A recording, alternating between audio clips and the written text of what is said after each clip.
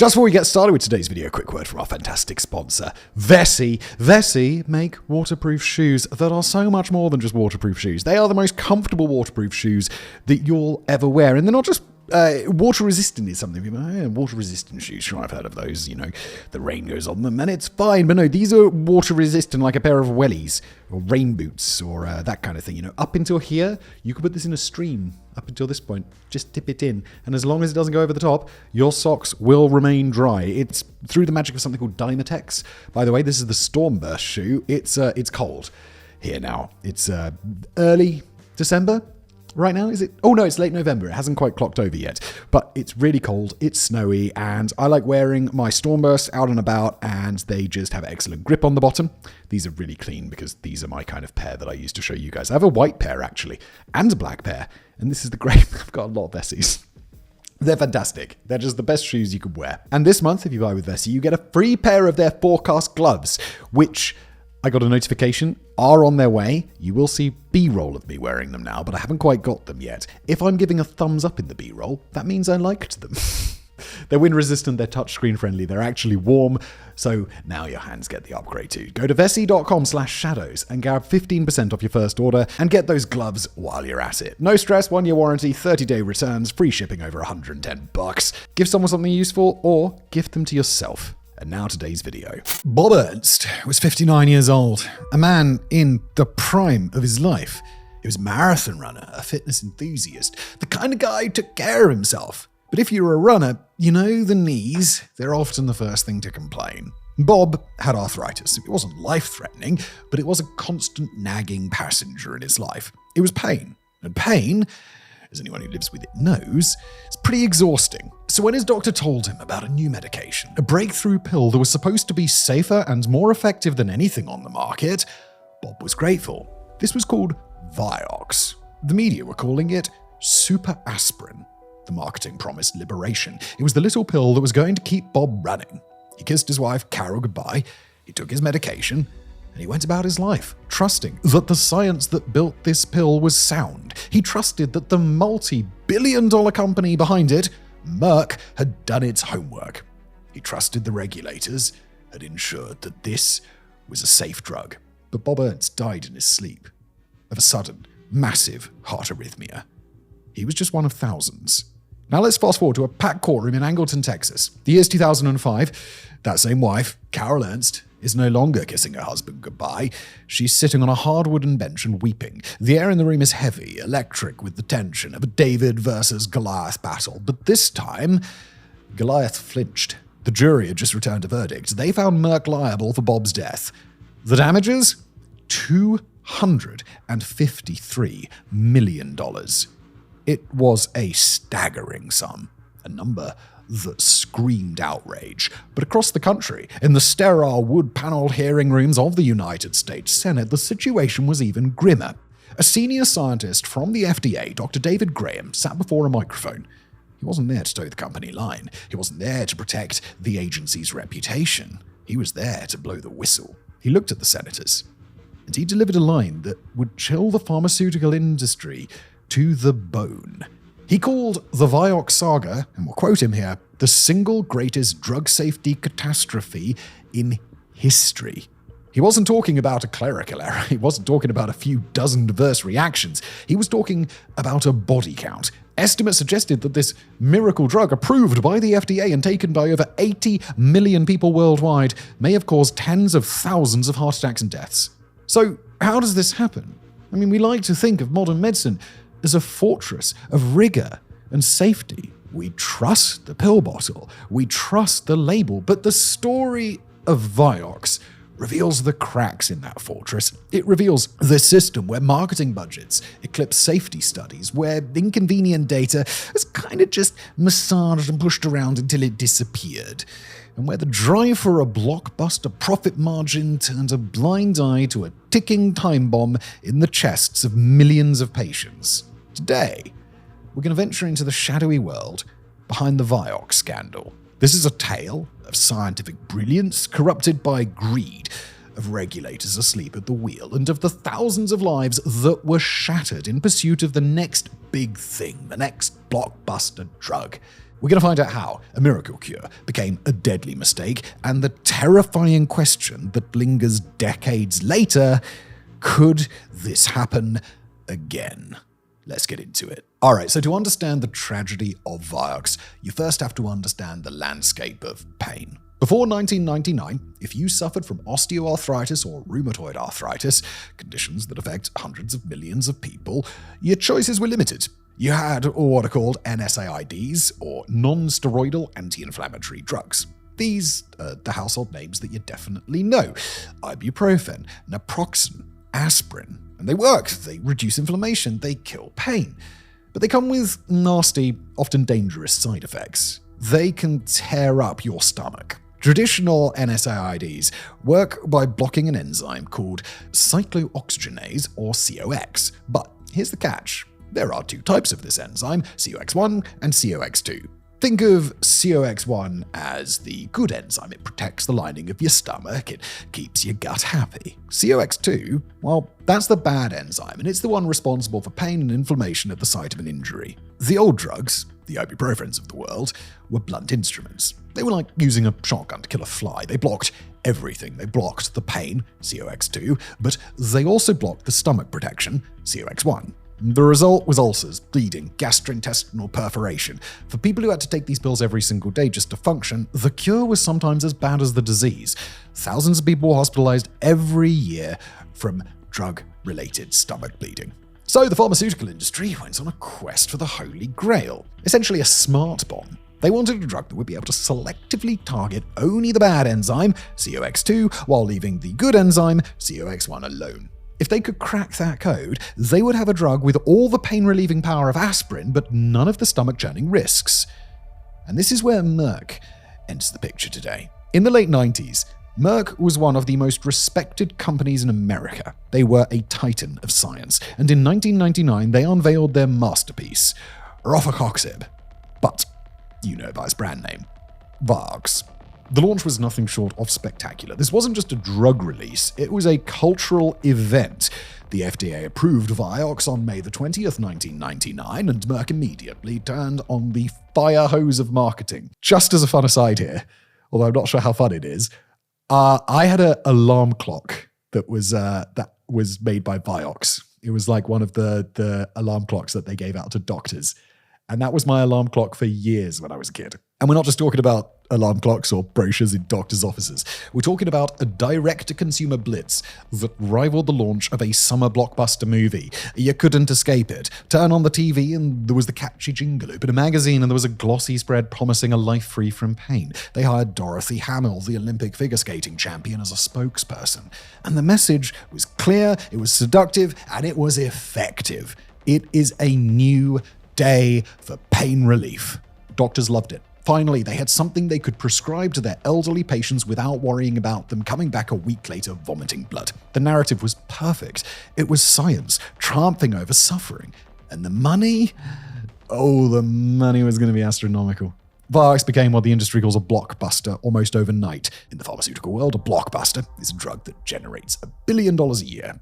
Vioxx absolutely shattered that.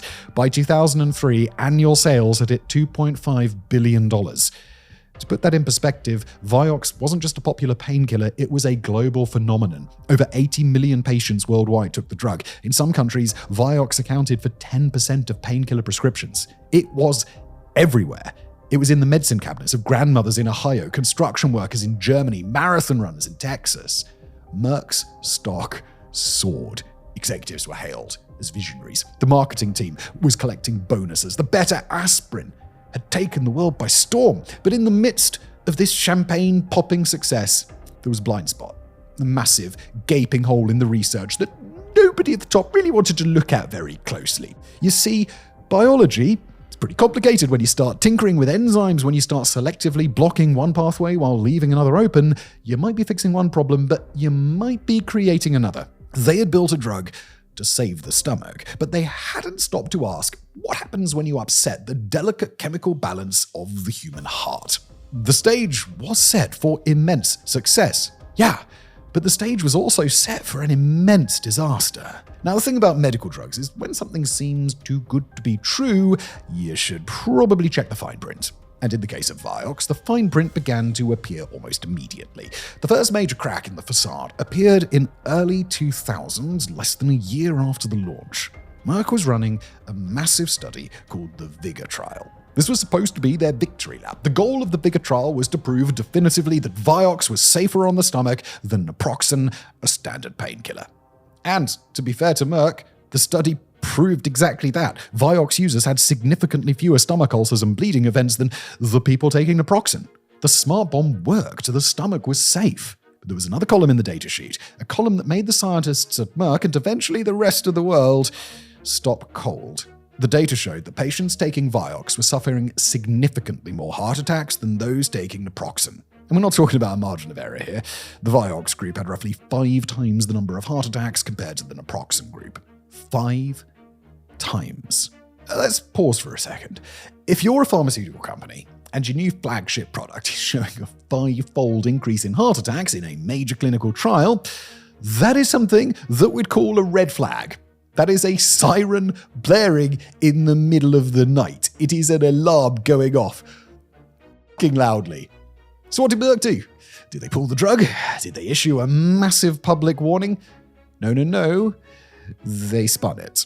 Merck's leadership looked at the data and constructed a narrative that was as clever as it was dangerous.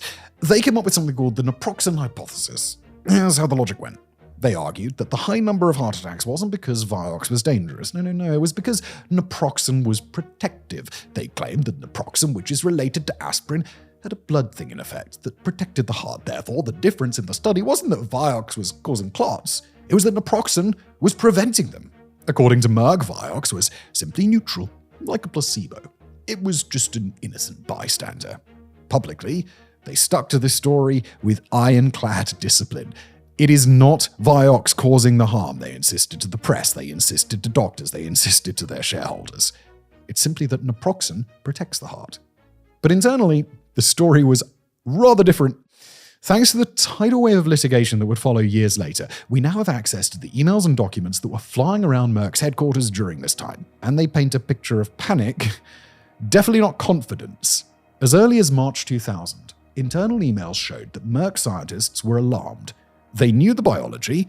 They knew that by blocking COX-2, they were inhibiting a substance called prostacyclin, which helps dilate blood vessels and prevent clotting. But because they weren't blocking COX-1, the body was still producing thromboxane, which promotes clotting.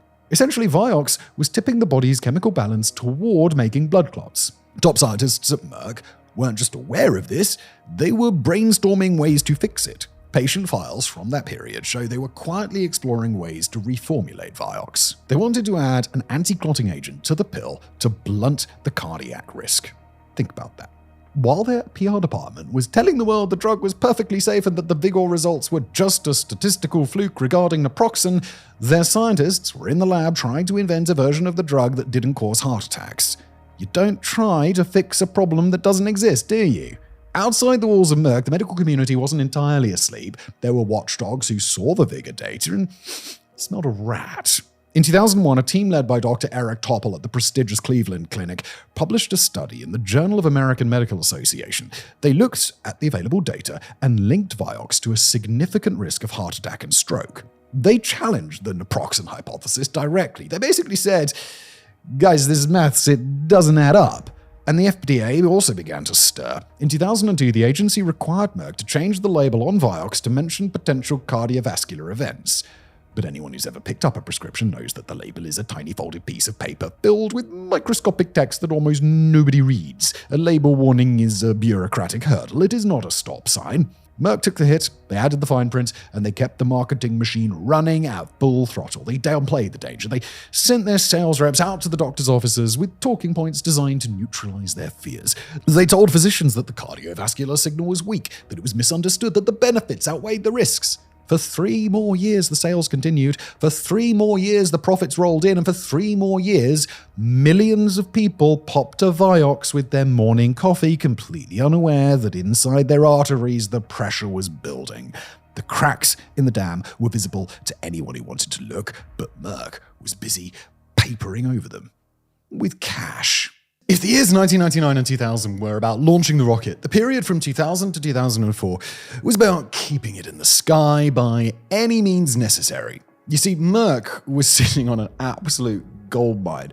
As we mentioned, Vioxx was bringing in billions of dollars. But as we've seen, the foundation of that goldmine was starting to crack. The scientific data was whispering, and occasionally it was shouting, that something was oh so wrong with this drug. A normal company, a company strictly adhering to the precautionary principle of medicine, might have paused. They might have ordered some rigorous new safety trials, immediately.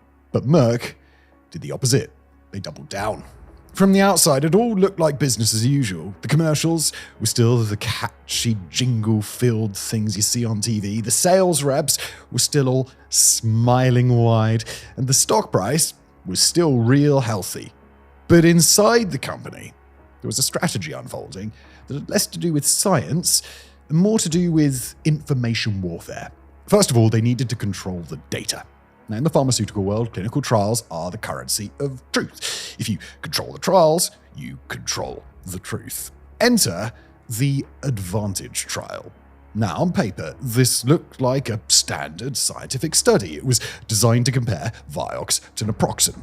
But internal documents later revealed that Advantage trial wasn't really designed to answer a scientific question.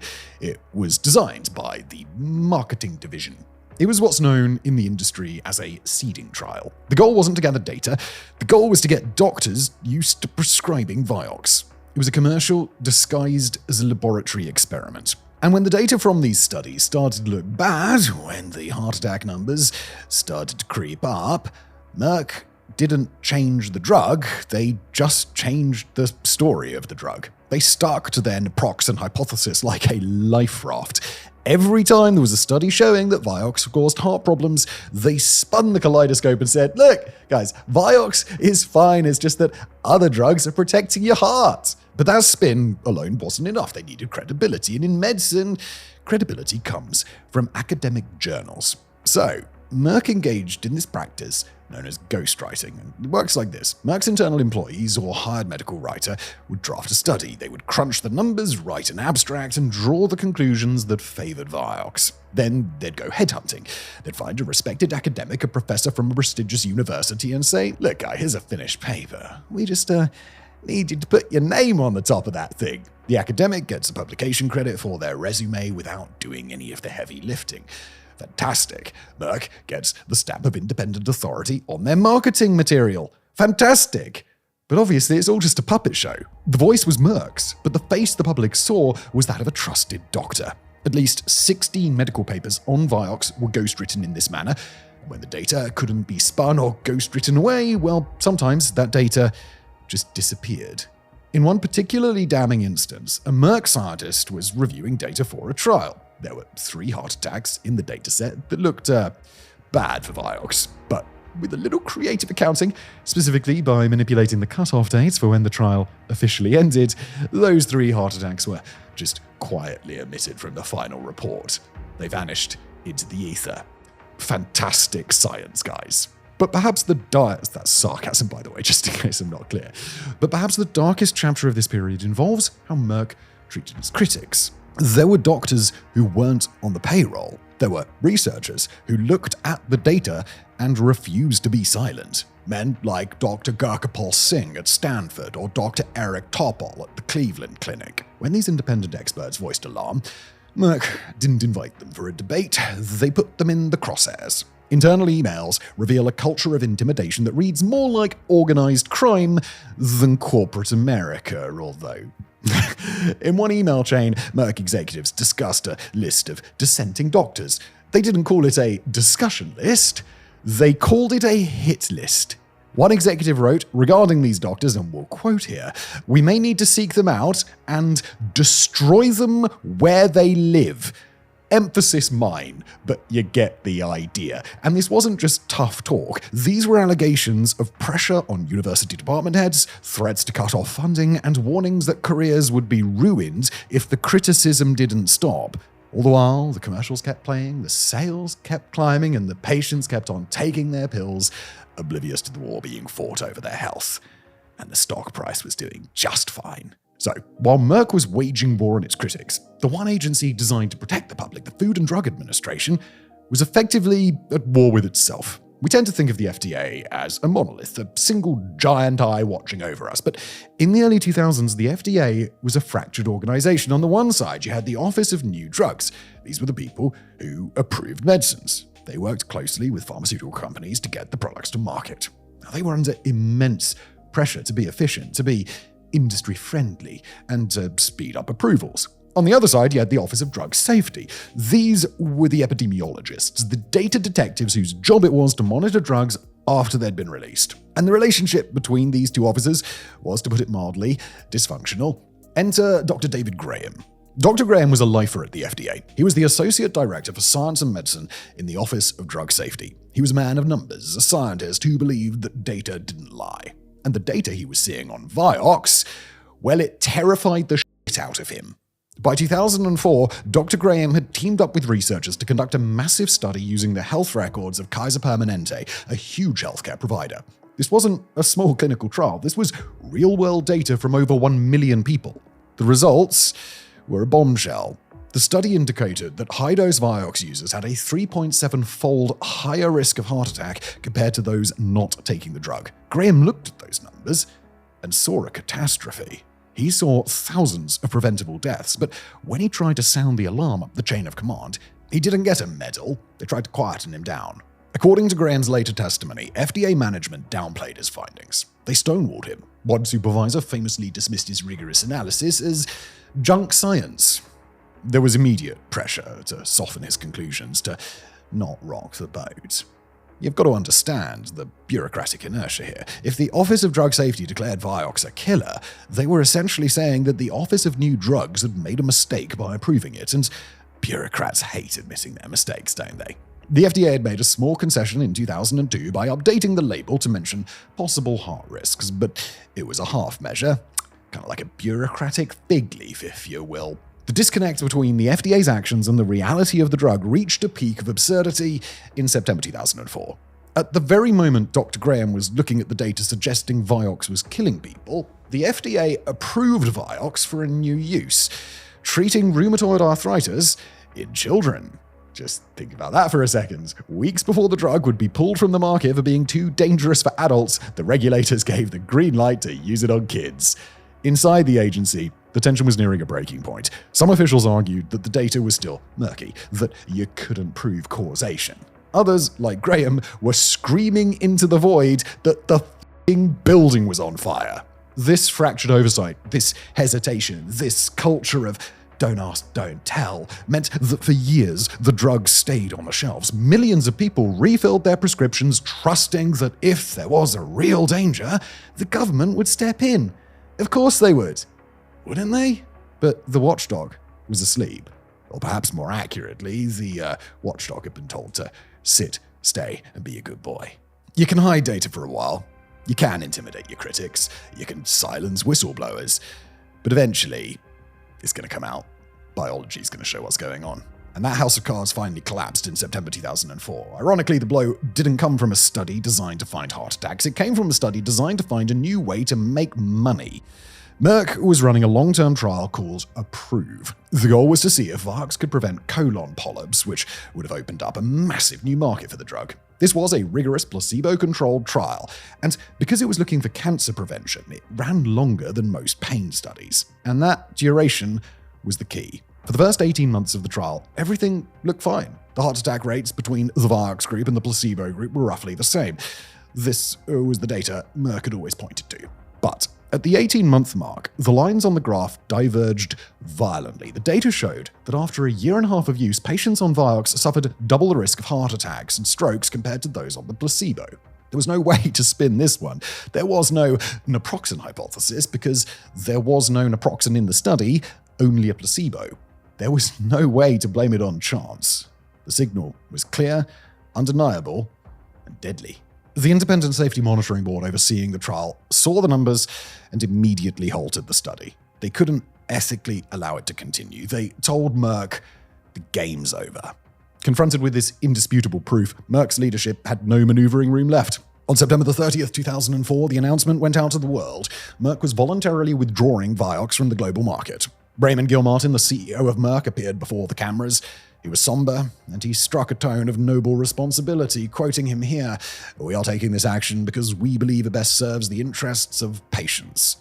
He framed it as a difficult but moral choice. He claimed that they could have tried to keep it on the market with a black box warning, but they chose a full withdrawal because it was the responsible course. It was a masterclass in crisis PR, but the world wasn't buying that. The news hit like a thunderclap. Vioxx wasn't some obscure medication, it was a staple of daily life for millions. Patients woke up to headlines telling them their trusted pain reliever was a killer. Doctors' phones began ringing off the hook. "I've been taking this pill for 2 years. Am I going to die? My husband had a heart attack last month. Was it the pill?" Panic swept through the medical community. Pharmacies scrambled to pull bottles from the shelves. On Wall Street, the reaction was brutal. Merck's stock plummeted, erasing $25 billion in market value in a single day. It was a bloodbath. But the financial loss was nothing compared to the human realization that was dawning across the globe. For 5 years, people had been told this drug was a miracle. Now they realized it might be a bomb. The responsible course of action had come 5 years too late. The blockbuster was gone, vanishing in disgrace. But for the families of those who had already suffered the consequences, the nightmare was basically just beginning. When a company recalls a toaster because of a faulty wire, it's an annoyance. When a company recalls a car because of a brake issue, it's a scandal. But when a company recalls a drug that had been coursing through the veins of millions of people for 5 years, it is a psychological earthquake. The days following September the 30th, 2004 were defined by a single collective question. Was it the pill? Headlines blared the terrifying reality. At the moment of the recall, up to 2 million Americans were actively taking Vioxx. But the number of people who had taken it at some point was vastly higher. Suddenly, every unexplained heart attack, every sudden stroke, every grandfather who died a little too soon in the last 5 years became a suspect case. The grief of losing a loved one was compounded by the agonizing suspicion that the death wasn't natural, it was purchased at a pharmacy. And that shock, understandably, quickly turned to rage. And in Washington, D.C., well, rage is the fuel that powers congressional hearings. Politicians, smelling blood in the water, sprang into action. Leading the charge was Senator Chuck Grassley, a man known for his dogged pursuit of bureaucratic incompetence. In November 2004, just weeks after the withdrawal, Grassley convened the Senate Finance Committee. The room was packed, the cameras were rolling, and sitting at the witness table were executives from Merck and officials from the FDA. But the star witness wasn't a CEO. It was Dr. David Graham, the FDA scientist who had tried to sound the alarm from the inside.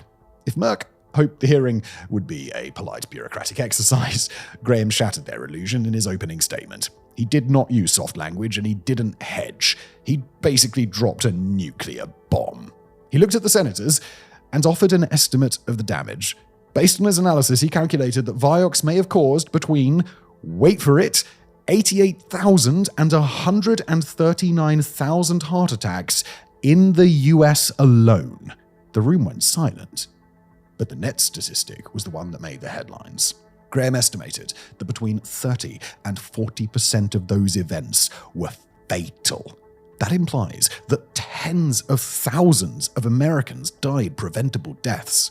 To help the senators and the public grasp the sheer magnitude of this tragedy, Graham used an analogy that has since become legendary in the annals of public health.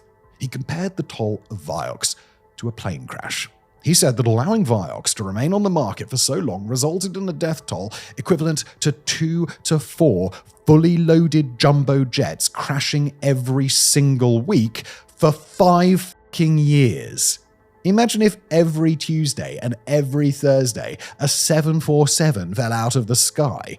The country would grind to a halt. Airspace would be closed. But because these deaths happened one by one in quiet bedrooms and emergency rooms across the country, they went unnoticed until the maths revealed the disaster. Graham didn't just indict Mark. He turned his fire on his own employer. He accused the FDA of being incapable of protecting America against another Vioxx. Senator Grassley seized on this, blasting the agency for being too cozy with the drug makers that it was supposed to regulate. The image that emerged was of a captured agency, a watchdog that was being fed treats by a burglar. Through it all, Merck remained very defensive. They insisted that they had moved as soon as the definitive risk was proven. definitive. They clung to the timeline of the approved trial, but the hearing ended with a bipartisan consensus that shattered confidence in modern medicine. The system had failed. The safety net had holes big enough to drive a hearse through. America had woken up to a disaster, and now they wanted someone to blame. So, when the government fails to punish, the people turn to the courts. Following the Senate hearings, the floodgates opened. Merck wasn't just facing bad press, they were facing a tsunami of litigation. By 2005, roughly 27,000 individual lawsuits had been filed by patients or their surviving families. Merck, a company that prided itself on scientific precision, was about to be dragged through the messy, emotional, and brutal world of the American jury system. The first major battleground was Angleton in Texas. The case was brought by Carol Ernst. Her husband, Bob, the marathon runner that we mentioned earlier, had died after taking Vioxx for less than a year. The coroner had attributed his death to an arrhythmia, but the plaintiff's lawyers argued that the arrhythmia was triggered by a Vioxx-induced heart attack. The trial became a national spectacle. It was the first test case. It was the widow versus the corporation. Merck's defense team arrived with legions of high-priced lawyers and stacks of technical data. Their strategy, you see, was to argue causation. They were essentially trying to say, you can't prove the pill did it, Bob Ernst had clogged arteries. He was a ticking time bomb anyway. They tried to drown the jury in medical nuance. But the jury wasn't listening to the technicalities, they were listening to the story. They heard about the marketing, they heard about the profits, they saw a company that seemed to care more about quarterly earnings than human lives. In August 2005, the Texas jury delivered their verdict. They found Merck liable for Bob's death. And then they decided to send a message. They awarded Carol Ernst $253.4 million, although we should point out that years later, this was overturned on appeal. At the time, the figure was staggering. It was far more than the state of Texas would actually allow. Damages were capped by law, but the symbolism was powerful. The jury was saying, we see you, and we're pretty f***ing angry. The verdict sent shockwaves through Wall Street. Analysts began to calculate the total liability. If every case went like the Ernst case, Merck would be bankrupt in a week. But Merck had a war chest. They'd set aside $675 million just for legal defense fees, and they made a strategic decision that surprised many. They weren't going to settle. Not yet. They adopted a scorched earth policy. They announced they would fight every single case, one by one, in every courtroom in America. It was a war of attrition. They knew the plaintiff's lawyers work on contingency. They only get paid if they win. Merck's strategy was to make the cases so expensive, so time-consuming, and so difficult to prove that the lawyers would give up. And scientifically, they did have a point. In any individual case, it is very hard to prove that this specific heart attack was caused by the drug and not by genetics or diet. This strategy yielded mixed results over the next year. Merck won some, they lost some. They won about 11 of the first 16 trials, but even when they won, they lost. Why? Well, because every trial's in a public forum. Every time a Merck executive took the stand, every time a scientist was cross-examined, more documents were entered into the public record. The trials became an archaeological dig into the company's internal workings. The juries and the press were getting a look under the hood, and what they found was ugly. The narrative of pharmaceutical giant versus heart attack victim is a losing PR battle, no matter how good your lawyers are. By 2007, the pressure was mounting. Merck could win the legal arguments, but they were losing their soul in the court of public opinion. Now, the beauty of the American legal system, and frankly the terror if you're a corporation hiding something, is this process called discovery. Discovery is the phase of a lawsuit where both sides have to hand over their evidence. For Merck, this meant turning over millions of pages of internal emails, memos, marketing plans, and scientific draft. It was like cracking open a vault that had been sealed for a decade. If the public suspected Merck had been unethical, the documents confirmed it in black and white. The secrets exposed phase of the scandal was a slow-motion car crash of reputation. Piece by piece, the carefully crafted image of Merck as a benevolent scientific entity absolutely unraveled. First came the confirmation of the marketing interference. The internal documents proved that the marketing division had a heavy hand in designing clinical trials. The Advantage trial, which we mentioned earlier, was laid bare as a tool for sales, not for science. It was proof that the marketing department, we'll call that the commercial tail, was wagging the scientific dog. And then came the emails from the top brass. Dr. Edward Skolnick was Merck's head of research, a titan in his field. And in public, Merck denied any problem, but in emails as far back as 2000, Skolnick acknowledged the reality. He wrote about the mechanism of the drug and admitted it, quote, may cause increased cardiac risk. He saw the side effects in animal studies. He saw the mechanism. He knew. But the most chilling revelations were about how the company handled dissent. The rumors of intimidation were substantiated by the company's own servers. That hit list we mentioned, that was real. An email chain from 2001 listed doctors who were critical of Vioxx. Next to their names were action items, words like neutralize and discredit. This wasn't just corporate competitiveness. This was a targeted campaign to destroy the reputation of scientists who were telling the truth. Dr. Gurkapal Singh, the Stanford professor, testified about his experience. He revealed that a Merck executive had warned him to stop questioning Vioxx's safety, and the threat wasn't subtle. It was basically a nice career you've got going there, doctor. It'd be a shame if something happened to that nice career. And then there was the fraud. In late 2005, the editors of the New England Journal of Medicine, perhaps the most prestigious medical journal on the planet, took an unprecedented step. They published an expression of concern. They accused the authors of the Vigor study, some of whom were Merck employees, of withholding data. They discovered that 3 heart attacks had occurred in the Vioxx group during the trial, but were not included in the final publication. Merck claimed the omissions were due to cutoff dates and technicalities. They claimed that it was unintentional. But to the scientific community, this was heresy. Omitting data is the cardinal sin of science. It is misconduct. It is lying. Piece by piece, the documents painted a portrait of a company that had lost its moral compass. They showed a company where the marketing executives could override the safety scientists. They showed a company that viewed heart attacks not as tragedies, but as statistical hurdles to be managed. In the courtrooms, the lawyers didn't just have to argue that the pill caused the heart attack. They just had to put these emails on a projector screen. The words seek and destroy, neutralize, and junk science hung in the air, damning Merck in their own voice. The truth was out, and it was uglier than anyone had imagined. So, by late 2007, Merck was standing at a crossroads. Their scorched earth legal strategy, fighting every single lawsuit one by one, had been technically effective in the courtroom. They were winning more cases than they were losing, but outside the courtroom, the strategy was a disaster. Every trial was a news cycle, every witness stand confession a fresh headline. The drip, drip, drip of damaging documents was keeping the scandal alive, corroding the public's trust, not just in Vioxx, but in everything that Merck sold. The company was bleeding reputation, and investors hate uncertainty. They didn't know if the final tab would be $5 billion or $50 billion. So the executives and the lawyers looked at the maths. They looked at the 50,000 lawsuits piling up on desks across the country, and they decided to cut a deal. On November the 9th, 2007, the announcement broke. Merck agreed to a global settlement. They would pay $4.85 billion to resolve the vast majority of the Vioxx claims. Now look, $4.85 billion is an astronomical amount of money. At the time, it was one of the largest pharmaceutical settlements in history. It sounds like a punishment. It sounds like a company being brought to its knees. But just look a little bit closer. Wall Street analysts had been predicting a worst-case scenario of $25, maybe even $50 billion. When the news broke of the $4.85 billion figure, Merck's stock price didn't crash.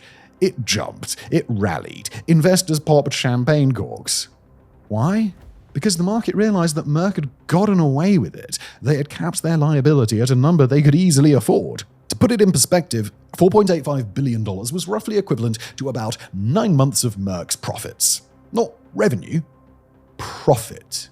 It was less than 2 years of Vioxx sales. The settlement was structured with brutal efficiency. It was an all-or-nothing deal. Merck stipulated that at least 85% of the plaintiffs had to sign or the deal was off. This forced the plaintiffs' lawyers to pressure their own clients to accept the payout. And what did the victims get? Well, the average payout, after legal fees and expenses, did vary wildly depending on the severity of the injury. Some families received over $1 million. Others received a few thousand. For many, the money was a lifeline, a way to pay off medical bills that had piled up after a breadwinner died. For others, it was an insult, a check that was supposed to replace a father or a wife. But the most critical line in the settlement document wasn't the dollar figure. It was the legal boilerplate. Merck agreed to pay the money, but they did not agree to admit guilt. The settlement contained no admission of wrongdoing. Legally, Merck maintained that they had done nothing wrong. They spun the settlement not as an apology, but as a business decision to move forward and end the distraction of litigation. They paid nearly $5 billion to make the problem go away without having to say, "We're sorry, we caused this." The Civil War was over, the victims had been paid off, the lawyers had taken their cut, the shareholders breathed a sigh of relief. But the story wasn't quite finished, because while the civil lawyers were packing up their briefcases, the United States Department of Justice was building a file. So, civil court is about money. Criminal court is about freedom. And for a brief moment, it did look like the Vioxx saga might end with someone in handcuffs. Government investigators have been circling Merck for years. They were looking at the misbranding of the drug, essentially lying to the government and the public about what the drug was for and how safe it was. In 2011, 7 years after the drug was pulled, the Department of Justice announced the conclusion of its investigation. And if you're expecting a climax where the villains go to prison, sorry, you're going to be disappointed. The resolution was a masterclass in modern corporate justice. Merck agreed to plead guilty, but they didn't plead guilty to manslaughter, they didn't plead guilty to fraud, they pleaded guilty to a misdemeanor. Specifically, they pleaded guilty to illegally marketing Vioxx for the treatment of rheumatoid arthritis before the FDA had approved it for that use. It was a technicality, a paperwork crime. The DOJ also hit them with civil fines for making false statements about the drug's cardiovascular safety. When you add it all up, the criminal fine and the civil settlement, Merck agreed to pay another $950 million. Prosecutors stood at podiums and used tough language. They said Merck's conduct seriously jeopardized patients' health. They talked about the importance of integrity. They called it a significant penalty. But let's have a look at the ledger again, shall we? $950 million. That is less than half of what Vioxx alone made in a single year at its peak. It was a parking ticket, guys. And what about the people? What about the executives who ordered those hit lists? What about the managers who spun the data? What about the CEO who kept the drug on the market? Well, not a single individual at Merck was charged with a crime. No one went to jail. No one lost their personal fortune. The executives who presided over the Vioxx era are retired with their golden parachutes fully intact. Raymond Gilmartin, the CEO, had walked away with a package worth tens of millions of dollars. The person that pleaded guilty was the corporation, and a corporation cannot be handcuffed. It cannot be put in a cell. It writes a check. It's money. Critics looked at the results and saw a miscarriage of justice, and we can understand why. Dr. David Graham's estimate of tens of thousands of deaths hung over the settlement like a ghost. If a regular person's negligence leads to the death of one person, they face manslaughter charges. If a corporation's calculated negligence leads to the death of 50,000 people, they pay a fine and plead guilty to a misdemeanor. By 2012, the check had cleared. The headlines faded. Merck launched a new advertising campaign about putting patients first. They rebranded, they moved on. The Vioxx scandal cost Merck billions of dollars in settlements and fines. It cost them years of bad press, but the company survived. In fact, it thrived. They developed new drugs, acquired new companies, and their stock price climbed back up. The machinery of the pharmaceutical industry is really robust. It is designed to absorb these kind of hits. But for the families of the victims, there was no moving on, there was no rebranding, there was only the empty chair at the dinner table and the check in the bank. Blood money from a system that decided in the end that the cost of doing business included the cost of human life. Allegedly. In the wake of a disaster, the first instinct is to bury the dead. The second is to rewrite the rulebook so it doesn't happen again. The Vioxx scandal was a wake-up call that rang in every hallway of the FDA and every office on Capitol Hill. The lawmakers realized that the honor system wasn't working. Relying on pharmaceutical companies to police themselves was like asking a fox to guard the henhouse and then acting all surprised when the chickens disappeared. So in 2007, Congress passed the FDA Amendments Act. It was a direct response to the Vioxx catastrophe. For the first time, the law gave the FDA real teeth. It gave them the power to mandate safety studies after a drug was approved. Before this, they could only ask nicely. Now, they could demand. It also required that the results of clinical trials be posted publicly on clinicaltrials.gov, regardless of whether the results were good or bad. No more hiding the bodies in the filing cabinet. The fallout spread to the entire class of drugs. Vioxx wasn't the only casualty. In 2005, Pfizer was forced to pull Bextra, a chemical cousin of Vioxx, off the market. Celebrex, the only survivor of the super aspirin generation, was slapped with the strongest possible warnings, the dreaded black box. Suddenly, the entire premise of the miracle painkiller was under siege. In 2015, the FDA went even further, warning that all NSAIDs, even the ibuprofen you buy at the gas station, carry some level of heart risk. The dream of a risk-free painkiller was officially dead. The culture of science began to shift too. Medical journals, burned by the ghostwriting scandal, tightened their rules. They began to demand strict disclosures. If a study was funded by pharma, or if an author had taken a consulting fee, the world, they needed to know about that. Sensibly so. But you see, regulations are only as good as the people enforcing them, and despite the reforms, the shadow of Vioxx still lingers.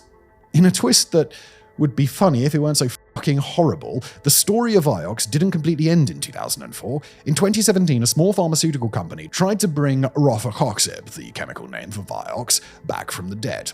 They applied for orphan drug status to use it for a rare bleeding disorder. To the public, that seemed a bit insane.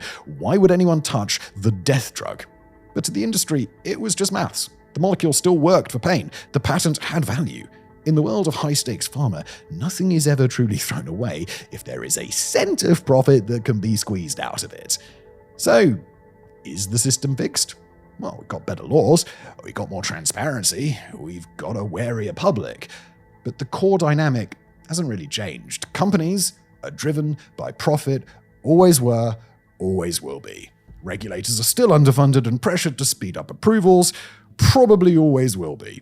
The Vioxx scandal proved that the safety net can break. The reforms patched the hole, they didn't remove the tightrope. So, as we look back at the rise and fall of Vioxx, it's really easy to paint this as a simple story of villains and victims, but the tragedy, it's deeper than that. The tragedy is that Vioxx worked. For millions of people with crippling arthritis, it provided genuine relief. It allowed them to walk, to work, to live without constant agony. Innovation is necessary. We need pharmaceutical companies to take risks and find cures, but Vioxx teaches us the terrible price of breaking the social contract. Medicine relies on a single and fragile currency: trust. Patients trust that the pill will help, not harm. Doctors trust that the data is complete. We trust that the people in the white coats are telling the truth. Merck, a company with a legendary history of saving lives, squandered that trust for a quarterly earnings report. They treated safety signals as PR problems. They treated heart attacks as the cost of doing business, and the cost was paid in human lives. The case has become a ghost story in medical schools. It's the ultimate study in profit versus safety. It reminds every future doctor and every future CEO that you cannot hide the biology, you just can't spin science. Eventually, the truth ends up on a coroner's report. We've also got to remember the heroes of the story today, people like Dr. David Graham, who risked his career to talk about this. He showed us that institutions, they don't have consciences. Only people do. And sometimes one person standing up in a hearing room is the only thing standing between the public and a disaster. Today, the ghost of Vioxx looms over every new controversy. When we hear about opioids flooding our communities, or when we see drugs being rushed through accelerated approval pathways with minimal testing, we feel that familiar twinge of suspicion. We ask, is this another Vioxx? And that suspicion is the legacy of this scandal. It's a scar, yeah, but it's also a shield. It reminds us to ask hard questions. It reminds us that FDA approved is a standard. It is not a guarantee. Medicines, they can save lives. They've doubled our life expectancy. They've ended plagues. But the Vioxx saga is a brutal reminder that they can only do that if the system is honest. In the shadowy world of billion-dollar drugs, sunlight really is the best disinfectant, because in the end, your health shouldn't depend on a stock price, should it? Thank you for watching.